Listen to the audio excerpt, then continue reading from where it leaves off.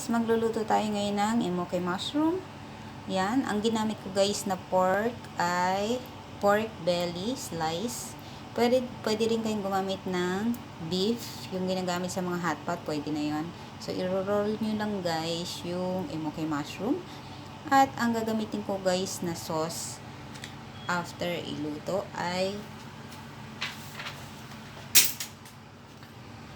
3 tablespoon na water, tapos ginger, shallot, garlic. Yan, imi-mince nyo lang guys yung ginger, shallot at garlic na yon.